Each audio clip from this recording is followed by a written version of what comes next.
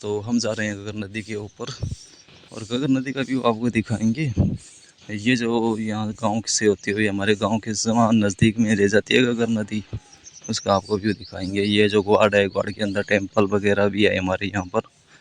चलो आगे चलते हैं और आपको दिखाते हैं गगर नदी का व्यू। कहाँ जा रहे हो? गगर नदी। हाँ। हेलो दोस्तों, ये हमारी गगर नदी आ चुकी है। जैसे हम गगर नदी पर पहुंचने वाले हैं तो यहाँ पर सुंदर सुंदर दरख्त वगैरह भी है और पेड़ पौधे भी है दोस्तों।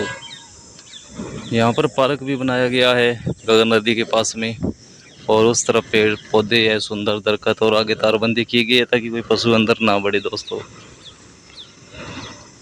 ये है गगर नदी का सुंदर व्यू। हाँ, ये गगर नदी के ऊपर पुल है दोस्तों, और पुल से होते हुए आगे बढ़ेंगे हम। ये गगर नदी का व्यू। अब तो पानी बहुत कम है दोस्तों, और जो सावन के मौसम के अंदर इसमें पानी बहुत अधिक हो जाता है दोस्तों, और अभी तो पानी रुका हुआ है, बहुत कम है।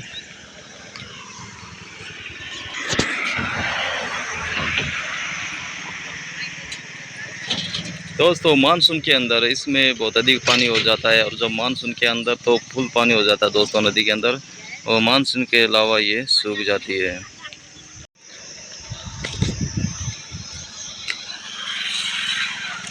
तो दोस्तों ये गगर नदी का व्यू है, और बारिश की वजह से इसके अंदर पानी है दोस्तों, नहीं तो बिना बारिश इसके अंदर मौसम और मानसून के दिनों में इसके अंदर पानी फुल हो जाता है। और अभी मानसून स्टार्ट हो चुका है। हेलो दोस्तों, ये गगर नदी का राजस्थान के इतिहास में बहुत महत्वपूर्ण स्थान है। ये नदी प्राचीन वैदिक सरस्वती नदी के मार्ग पर बहती है, जो सिंधु घाटी सभ्यता और वैदिक संस्कृति से जुड़ी हुई थी। गगर नदी वर्तमान में एक मौसमी नदी है, जो केवल मानसून के दौरान ही यह बहती है नदी। तो यही है वो नदी जो सरस्वती नदी है, जो मानसून के दौरान ही यह बहती है, जो सिंधु घाटी सभ्यता और वैदिक संस्कृति से जुड़ी हुई है ये गगर नदी। तो ये हमारी जो गगर नदी है, ये गगर नदी हिमाचल प्रदेश से निकलकर पंजाब, हरियाणा और फिर राजस्थान और थार रेगिस्तान की ओर बहती है। और राजस्थान में गगर नदी का रेगिस्तान में बहने के बाद सूख जाती है। गगर नदी राजस्थान के इतिहास में और महत्वपूर्ण स्थान है। ये नदी प्राचीन वैदिक सरस्वती नदी के मार्ग पर बहती थी, जो सिंधु घाटी सभ्यता और वैदिक संस्कृति से जुड़ी हुई थी। हालांकि वर्तमान में यह एक मौसमी नदी है, जो केवल एक मानसून के दौरान ही बहती है। ये गगर नदी है जो ये हमारे गांव के जमा नजदीक से बहती है दोस्तों। और यही नदी है जो गगर नदी जो हरियाणा पंजाब से होती है, लास्ट में ये पाकिस्तान चली जाती है।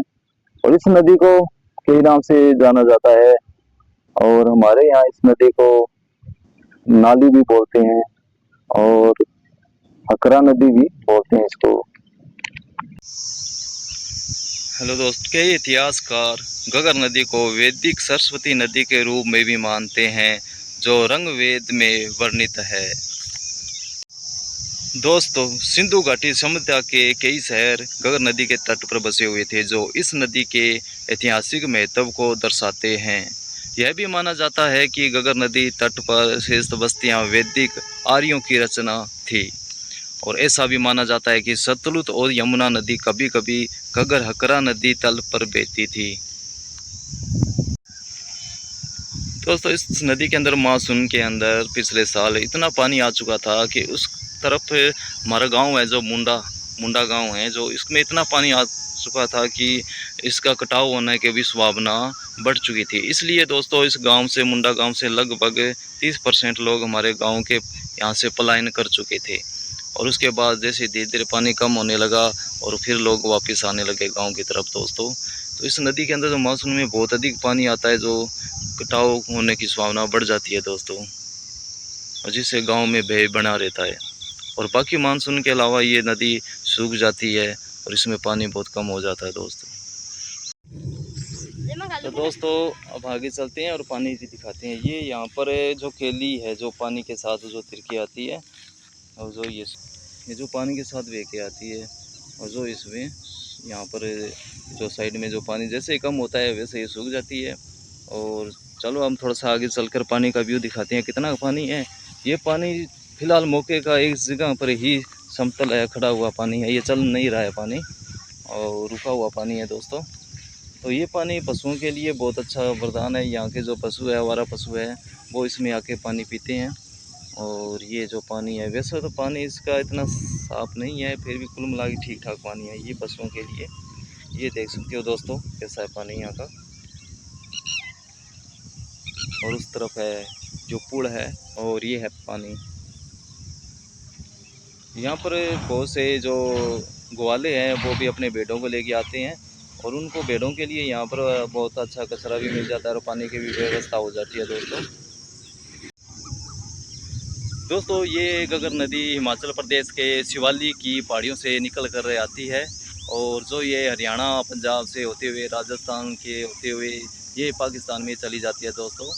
और ये कहते हैं कि ये एक सूखी नदी भी है और ये सरस्वती नदी के नाम से भी इसको जाना जाता है। इतिहास के अंदर सरस्वती नदी के नाम से भी इसको जाना जाता है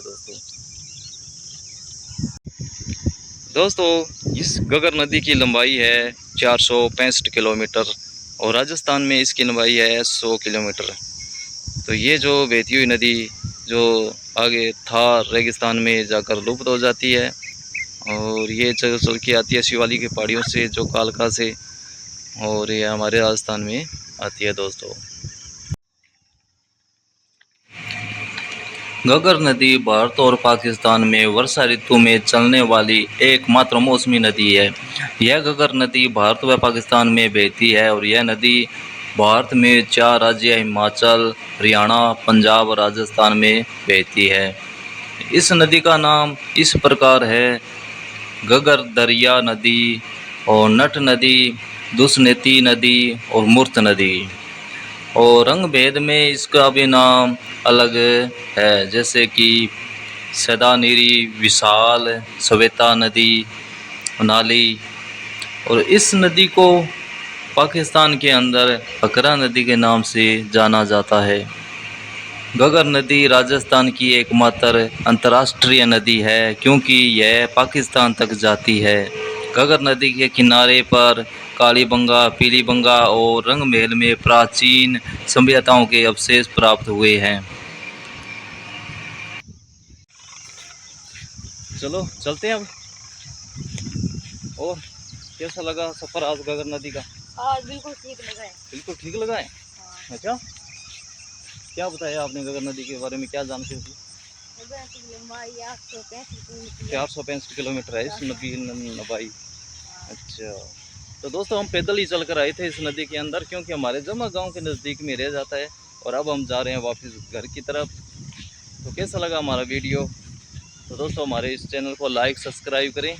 मिलते हैं किसी और वीडियो में, तब तक बाय बाय, टाटा।